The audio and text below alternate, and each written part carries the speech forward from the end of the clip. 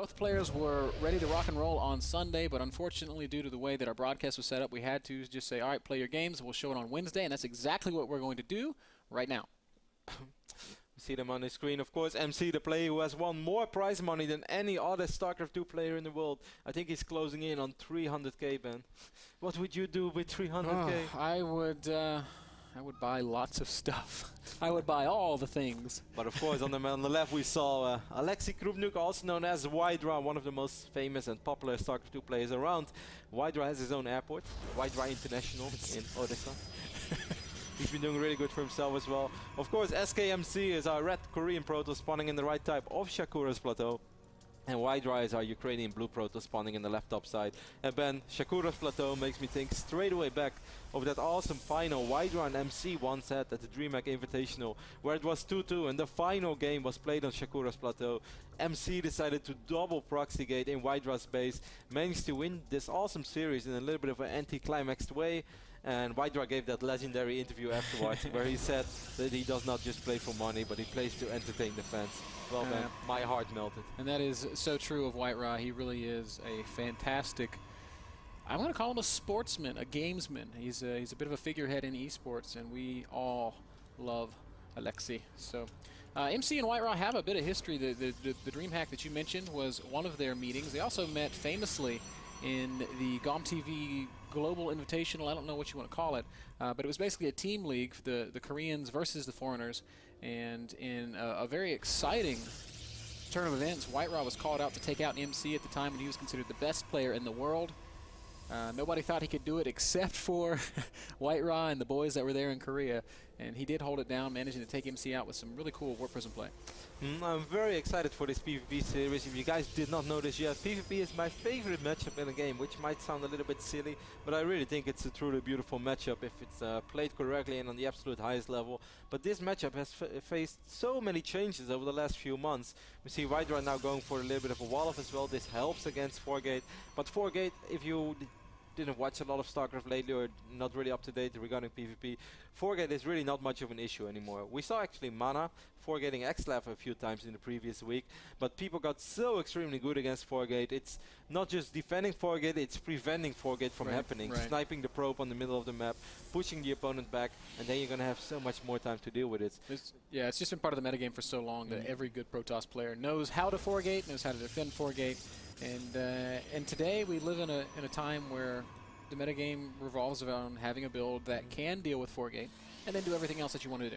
Ooh, Wydra's going to have to be careful though, because you can see already MC rallying his Stalker. Losing your scouting probe in PvP is, in my opinion, a really big deal. Wydra, don't go around again. Okay, that's the right choice. He's going to bring it to safety right now.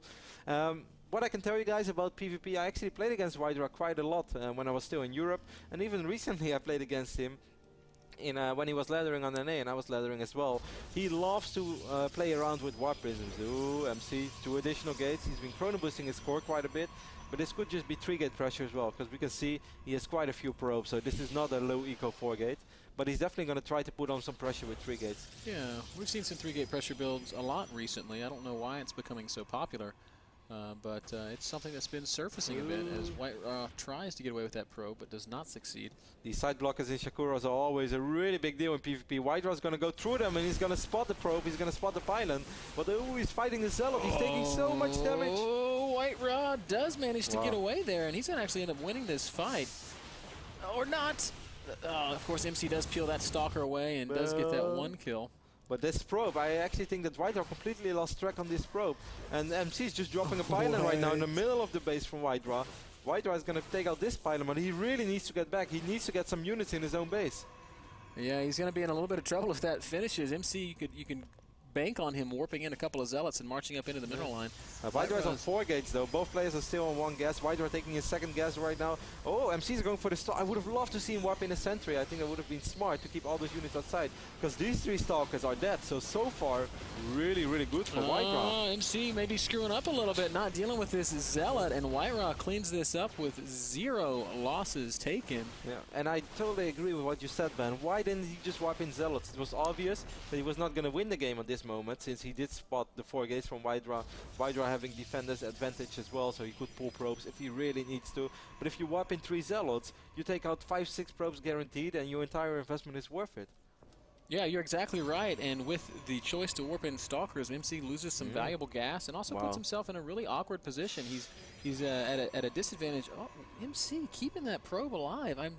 I'm so surprised that White Raw hasn't made a full circuit of his base and spotted this. It's a little bit sloppy at this point. And I think this time MC will warp in the Zealots. Of course, the big thing for MC is MC has absolutely zero map vision. So when is the right moment to really go for that warp in? As soon as he knows that White Raw is out on the map, he will definitely go for it. But he will probably just do it soon. Maybe 2 Zealots here and 1 to the south, or send the probe to the south, because you want to check on the expand of your opponent. You want to see if he's expanding already. White Raw is doing, as we see that first warp in, White Raw is doing something that's oh so common these days, expanding immediately after securing some sort of an advantage. MC also looks pretty safe, but as you said, Kev, he's going to start warping in the Zealots. He's got 1 there waiting. Oh, 2 rather, and now he's going to go for it. Yep, let's take a look at White Raw's first-person camera. He's going to spot them straight away, so he's aware of this. But now we can already see, already worth it.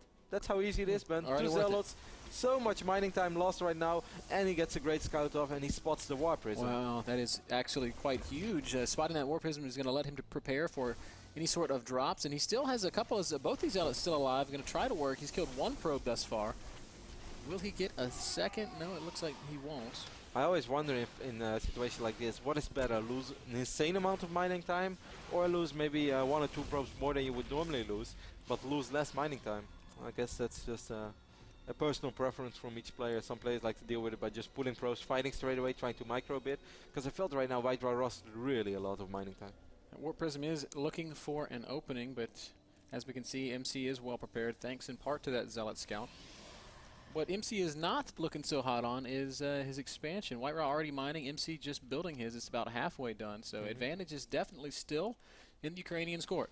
I'm very surprised that neither of these 2 players is really trying to follow this up with Blink Stalkers, for the very simple reason that Shakura's Plateau is a really good map for Blink Stalkers. If you guys wonder what makes a good map for Blink Stalkers, well, just look at this entire surface area that White Raw could blink around. That is so annoying when you play Robo Expand. Of course, this is the less mobile army, so Blink Stalkers are excellent, and it surprises me a lot that neither of them is going for it. Yeah, surface area is exactly the phrase I would have used also, Kev. Tons of places to blink up into the main base. And more than that, even more places to exit from the main base. You can exit down onto that, I guess, 12 o'clock middle ground if you really feel the need to do so. But as we've seen, both are going Robo. Probe count pretty much significantly favoring White Raw. He's up to 43 probes, almost fully saturated on 2 bases, whereas MC's still lagging behind. I like how he did that, man. Pretty much significant. Had to make sure that I was reading the right side. You see 2 sentries over here. Like in this phase, I can sort of understand that White Raw went for Colossus because he knew that he was ahead, he had map control, and he also had a pretty decent idea of what MC was really doing, and he knew that MC lost already a lot of Stalkers, so his Blink Stalker would maybe be a little bit less effective than it normally is, because losing 5 Stalkers in the first 10 minutes of the game, that's a pretty big deal. So then you have to worry a lot less, and you can go quicker to Colossus. Once you have Thermal Lens, your life gets a lot easier, then you can deal with Blink Stalkers a lot better. But even then, it can be annoying. Yeah. White Raw heading out to drop what looks to be the natural of MC, and just looking at MC's natural, I feel like that's not the best choice. He's got a Colossus there, which is really good against both Sentries and Zealots, the inhabitants of that Warp Prism. Yeah, but still, if you drop the force fields, those Zealots will be able to kill 6-7 pros. And yeah, he knows about these units over here, so he was kind of worried. We'll see how this goes. Even if he loses all 4 units, but he kills 5 probes, it's worth it. Economy is everything right now. Well, here comes that drop. We'll see exactly what happens. Zealots unloading immediately. MC responds. Force field does go down, but force field gets crushed. Yeah, Colossus is like, "What's up, son?" Smushes that force field, and White Raw forced to turn away without a single probe kill. I think he took 1. I'm pretty sure he took 1. No, we don't know, but yeah, I don't know. I don't know how many probes have been sacrificed. Haven't you heard that? I've heard it, man. 104 supply to 100. White Raw's up to 57 probes, and he's taking a 3rd base. So that answers my own question. I was like, why would you build this many probes on 2 bases? Well, to saturate a 3rd base, as it so happens. Shakuras can be a really hard map to attack in PvP, certainly late game, and certainly when your opponent is on 2 base, when he's standing on this high ground, you're going to really need a significant army supply lead if you really want to pull that one off. So I think it makes sense what White Raw is doing. And yeah, his economy is great. I don't think the MC has the same plans though. MC is going to try to make something happen. And of course, Widra has been investing a lot into his economy, so he might be able to pull it off. Army supply, it's super, super close. Yeah, not just economy. He's also invested into upgrades, which translates to a slightly larger army for MC in spite of the significant economic lead. Oh, Warp Prism going to try once again to get something done, but it will fly into some stalkers. Does it stay alive long enough for the Warpin to finish? It does. Finish. It does, and now MC is going to have to scramble a little bit to defend. This has definitely stalled out his push, and if he goes back, he's in a lot of trouble. That's everything that matters right now. Widra knows that he's mining way more, and Widra knows that his Colossus count is still climbing up at rapid speed. So this forces MC to defend. Widra always does this, by the way, in PvP when he knows that his opponent is about to, I want to say in between brackets, all in, because MC is quite dedicated to this attack, or committed to this attack, then he always goes straight away in with the Warp Prism. We might have the first big real engagement. Yes, we will. 3 Colossi, and there's a 4th for White Ra against the 4 Colossi of MC, and White Ra, at least initially, looks to be getting the better engagement, but here come MC's reinforcements. It's still very close. Yeah, this is actually starting to look pretty bad. Look at that Immortal from MC dealing a ton of damage, and that Warp in Python is so much closer. White Ra's not microing either. Dealing a ton of damage and absorbing a ton of damage, Warp in White Ra. White Ra will fall back to a 3rd Colossus, but MC still marching forward. Even going to pull probes off the line. That's never a good idea when you're fighting against Colossi. That's when you know you're up against the ropes. One of those Colossus is stuck, trying to get down to the low ground, can't even fight, and MC hits the dream timing. That's really quite crazy. I did not expect it to be this one-sided. MC just rolls over the remaining forces of Widra. He's probably scratching his head right now. How did that go so wrong? Widra leaves the game. It looked like such a close fight. When they started, it was 4 Colossi each. I hadn't noticed the Immortal, admittedly, but those battles so often come down to the Colossus numbers. Widra had an Immortal as well, though, and that helps out a lot. But what really made the key change is A, the reinforcements of MC that he used to defend, and B, that Warp in pilot from him was a lot closer. Yeah. Those 3-4 Zeros completely mess with the AI of Colossus. Then suddenly your Colossus do a lot less damage than they should. And well, then you have that one Immortal of MC hammering away on the Colossus of Widra. That was quite a turnaround and really miraculous comeback from MC, because pretty much from 3-4 minutes on into the game, I think everything went Widra's way. Yeah, it definitely hurts if you are White Ra, because he was ahead, and losing a game when you're in a position that's that strong is always very, very frustrating. So we'll see if he's able to bounce back, guys. But first, we're going to run a quick commercial. Don't go anywhere. MC versus White Ra, game number 2 when we get back.